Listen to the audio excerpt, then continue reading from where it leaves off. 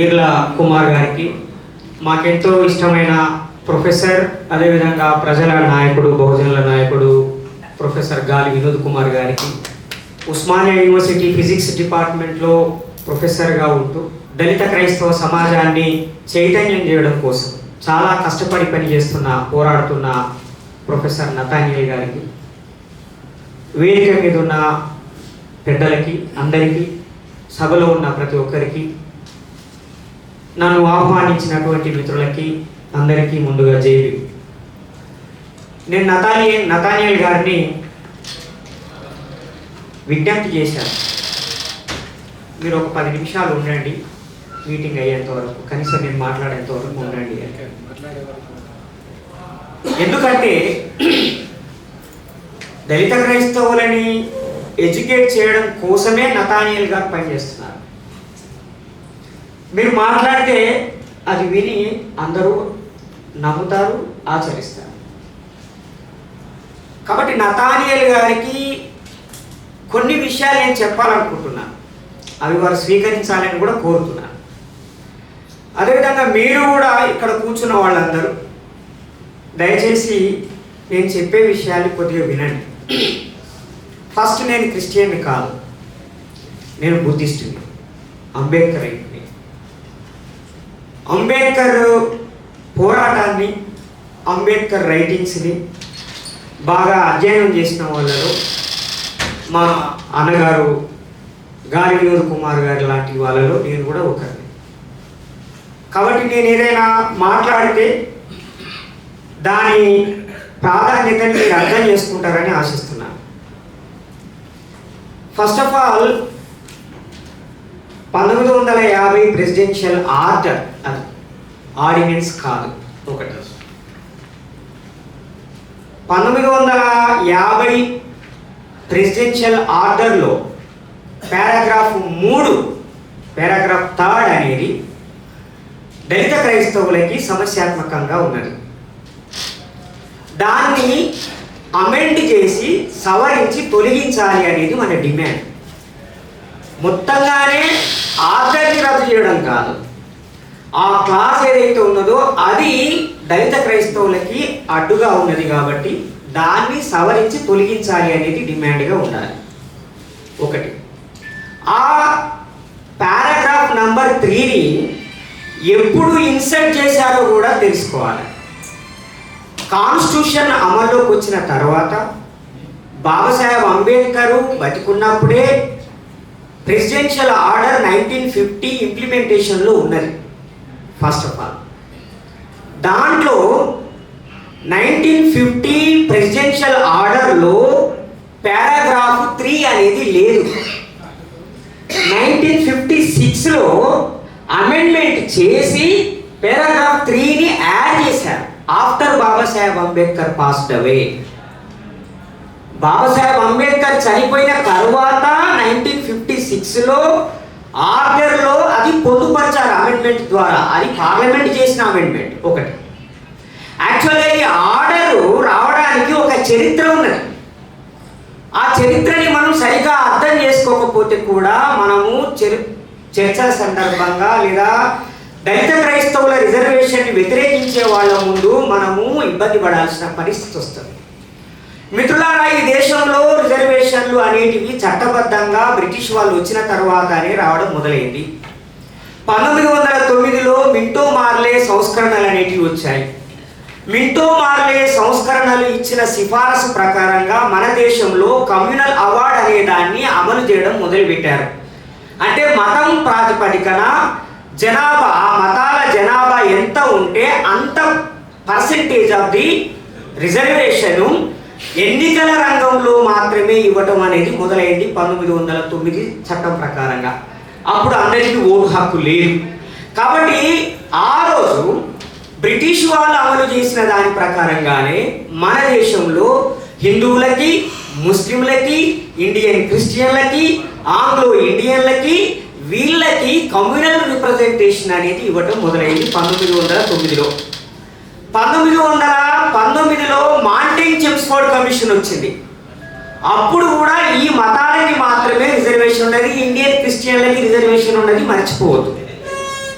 తర్వాత దళితులకి రిజర్వేషన్ లేదు, కేవలం రిజర్వ్డ్ సీట్లు మాత్రమే ఉన్నాయి. రాష్ట్రానికి ఒక సీటు మాత్రమే రిజర్వ్ చేయబడ్డది గవర్నర్ కోటా కింద 1909లో. 1919లో కూడా అదే కొనసాగింది.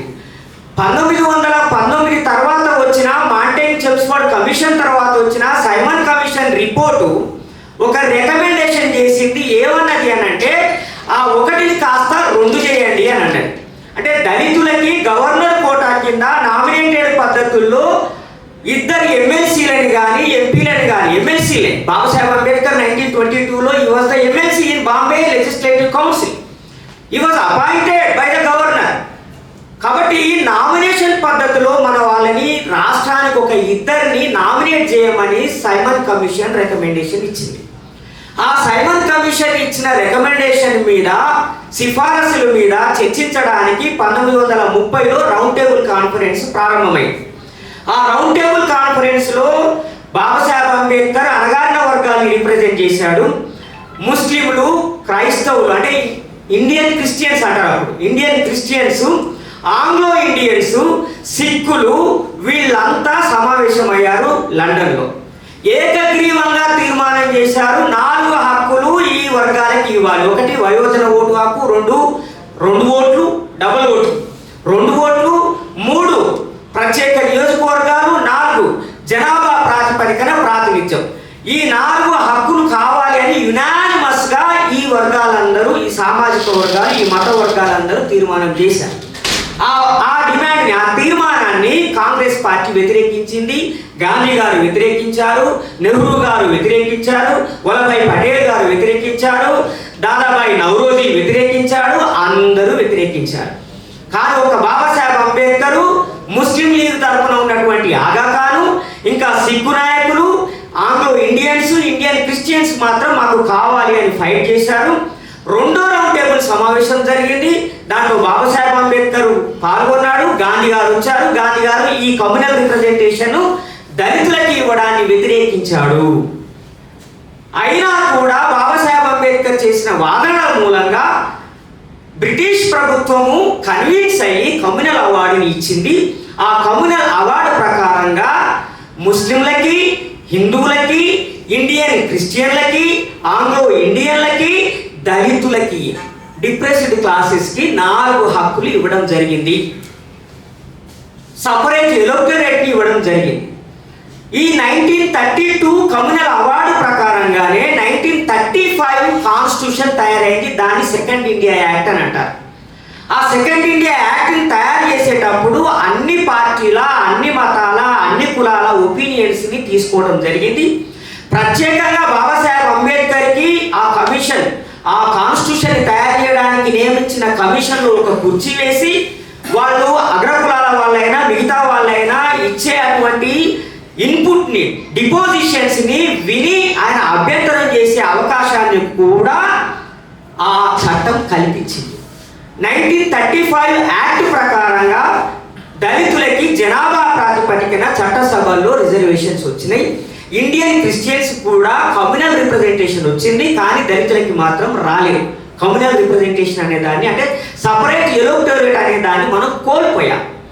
అయినా కూడా ఆనాడే మనకి 15% రిజర్వేషన్ వచ్చింది. దాని ప్రకారంగా సెంట్రల్ ప్రావిన్స్లో, అంటే పార్లమెంట్లో 105కు పైగా ఎంపీలు మన వాళ్ళు దళిత వర్గాల తరఫున ఎన్నికయ్యారు. ఇండియన్ క్రిస్టియన్ల తరఫున వాళ్ళ జనాభా కేవలం 1-2% మాత్రమే ఉంటుంది. కాబట్టి వాళ్ళు బహుశా నేను అనుకోవడము ఒక 20 మంది కంటే ఎక్కువ ఇండియన్ క్రిస్టియన్లు రాలేదు. ఆంగ్లో ఇండియన్లు నామినేటెడ్ పద్ధతిన కాన్స్టిట్యూంట్ అసెంబ్లీలో ఉన్నారు, అది వేరే విషయం. అయితే ఇక్కడ చెప్పొచ్చిన విషయం ఏంటంటే, షెడ్యూల్డ్ కులాలకి రిజర్వ్డ్ చేసిన జాయింట్ ఎలక్టోరేట్స్ అంటారు, ఉమ్మడి నియోజకవర్గాలు, ఇప్పుడు మన దగ్గర ఉన్న నియోజకవర్గాలు. దేశవ్యాప్తంగా 15% రిజర్వ్ చేశారు. కాబట్టి ఆ 15%లో పోటీ చేయడానికి ఏ కులాలు అంటరాని కులాలో ఆ కులాల్ని గుర్తించడానికి ఒక షెడ్యూల్డ్ లిస్ట్ తయారు చేశారు. ఆ షెడ్యూల్డ్ లిస్టుని గవర్నర్ జనరల్ వైస్రాయ్ గారు ఒక ఆర్డర్ రూపంలో ప్రకటించారు 1936 ఆర్డర్. అదే 1950లో ప్రెసిడెన్షియల్ ఆర్డర్ అయింది నథానియల్ గారు. 1936లో గవర్నర్ జనరల్ వైస్రాయ్ గారు ఆల్రెడీ ఒక ఆర్డర్ని పబ్లిష్ చేశారు, ప్రకటించారు. ఆ ఆర్డర్ కాపీ కూడా ఆన్లైన్లో దొరుకుతుంది. ఆ ఆర్డర్ కాపీలో ఉన్న స్పష్టంగా 3rd పారాగ్రాఫ్లో ఉన్న పాయింట్ ఏంటంటే ఇండియన్ క్రిస్టియన్స్ దళితులు కారు అన్న ఒక క్లాస్ అందులో ఉన్నది. కానీ బాబాసాహెబ్ అంబేద్కర్ ఏం చేశాడు, 1950లో 1947లో కాన్స్టిట్యూషన్ రాసేటప్పుడు, 46 నుంచి ఆయన కాన్స్టిట్యూషన్ రాసే పనిలో ఉన్నప్పుడు, కాన్స్టిట్యూషన్ మన ఇండియాకి సమర్పించేటప్పుడు 1950 ప్రెసిడెన్షియల్ ఆర్డర్లో ఆ 3rd క్లాస్ ఏదైతే ఉందో 1936 గవర్నర్ జనరల్ వైస్రాయ్ ఇష్యూ చేసిన ఆర్డర్లో పారాగ్రాఫ్ 3లో ఇండియన్ క్రిస్టియన్లు ఉండడానికి వీల్లేదు అని అన్నాడు. ఆ పారాగ్రాఫ్ తీసేశాడు. తీసేసి నోటిఫికేషన్ విడుదలయ్యింది, ఇంప్లిమెంటేషన్లోకి వచ్చింది. అంటే క్రిస్టియన్లు కూడా దళితులే, వాళ్ళకి ఆ హక్కు ఉపయోగించుకునే అవకాశము 1950 ప్రెసిడెన్షియల్ ఆర్డర్ ప్రకారంగా ఉన్నది. కానీ బాబాసాహెబ్ అంబేద్కర్ చనిపోయిన తర్వాత దళిత క్రిస్టియన్లు బాగుపడుతున్నారని, అంటే క్రిస్టియానిటీలోకి వెళ్ళి జ్ఞానం తెలుసుకొని అభివృద్ధి చెందుతూ ఉద్యోగాలు పొందుతున్నారు. ఇప్పుడు చదువు చెప్పడానికి నాకే చిన్నప్పుడు నేను పుట్టి చదువుకునేటప్పటికే 5వ తరగతి చదువుకోవడానికి 3వ తరగతి చదువుకోవడానికి రోజు 5 కిలోమీటర్ల దూరం నడిచిపోయి వచ్చేది మేము, మల్లెపల్లి నుంచి ముత్తారం దాకా మా పాలకుర్తి మండలంలో. మాకే స్కూల్ లేనప్పుడు 1970కి ముందు 50లో స్కూల్ ఎక్కడిది? ఓన్లీ స్కూల్స్ అందుబాటులో ఉన్నాయంటే క్రిస్టియన్ మిషనరీ స్కూల్సే. ఆ క్రిస్టియన్ మిషనరీ స్కూల్స్లో చదువుకునే వాళ్ళందరూ మ్యాక్సిమం దళితులు, గిరిజనులు, బీసీలు, ఇతర కులాల వాళ్ళు ఉన్నారు. కాబట్టి ఈ కులాల వాళ్ళే చదువుకొని ఉద్యోగాలు పొందుతున్నారు. కాబట్టి ఈ స్కూళ్ళ నుంచి చదువుకున్న వాళ్ళని డిలీట్ చేసేస్తే ఉద్యోగాలకి రారు. అందుకని వాళ్ళు 1956లో చేసిన కుట్ర ఏంటంటే అంబేద్కర్ చనిపోయిన తర్వాత ఆ పారాగ్రాఫ్ 3 ఏదైతే ఉన్నదో బాబాసాహెబ్ అంబేద్కర్ తొలగించిన దాన్ని తీసుకొచ్చి యాడ్ చేశారు. హిందూ మతంలో ఉన్న వాళ్ళు మాత్రమే ఈ ఎస్సీ రిజర్వేషన్ని ఉపయోగించుకోవాలి, మిగతా వాళ్ళకి అవకాశం లేకుండా చేస్తూ ఆ ఇన్సర్ట్ చేశారు 1956లో.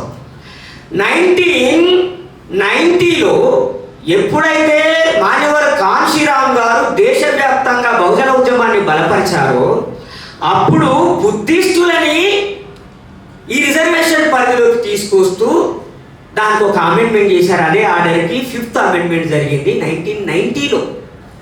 అయితే ఇక్కడ మిత్రులారా, మన తెలంగాణ ఉమ్మడి ఆంధ్రప్రదేశ్లో 1977లో 1976 నుంచి 77 వరకు చాలా పెద్ద ఉద్యమం జరిగింది. ఇక్కడ కారణం ఏంటంటే 1968లో కంచకచర్ల కోటేశ్ని హత్య చేయడం జరిగింది. తర్వాత వరుసగా ఈ సౌత్ ఇండియాలో